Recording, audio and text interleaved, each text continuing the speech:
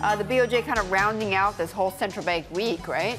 And they certainly are. And let's just put it, even just the last 24 hours or so, Betty, because the great story I have to recommend on Bloomberg today, Bloomberg.com, on your terminal, U.S. bond strategists are pondering a possible Fed policy error as key market gauges tumble. In other words, the strategists are saying, well, we don't know that the Fed made a mistake by raising rates when inflation's getting weaker, but there are certain indicators, the way the bond market is trading in U.S. Treasuries, suggesting that maybe they have a couple of them. The yield curve has flattened, okay, disagreeing with the Fed that inflation is on the horizon. U.S. inflation expectations are falling. Let's jump into the Bloomberg now and look at hashtag BTV5900, one of my favorites, break-evens, breaking down inflation expectations. Look, for the last couple of weeks, June, far right-hand side of your screen, 2s, 5s, and 10 are break-evens. Market gauges of inflation expectations are heading nothing but lower. Now, let's move on to the Bank of England, because they met Thursday morning in London.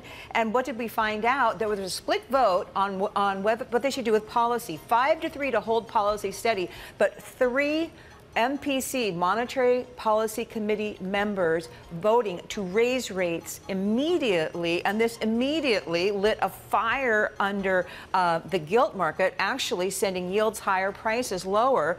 And of course, what's happening is their CPI is surging, but retail sales fell very sharply. That was what the news they got on Thursday morning.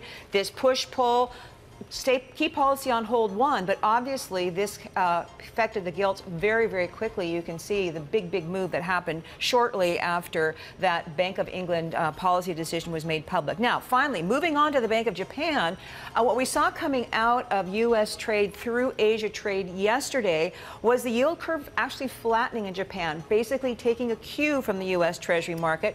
Hours from now, we'll get the policy decision from the Bank of Japan. No change expected. They are far too far away from their inflation target, but market participants are waiting for any hint that maybe they're going to elaborate on the fact that they might be thinking about and talking about how they're going to exit their yield curve control strategy. So a lot swirling around in global bond markets.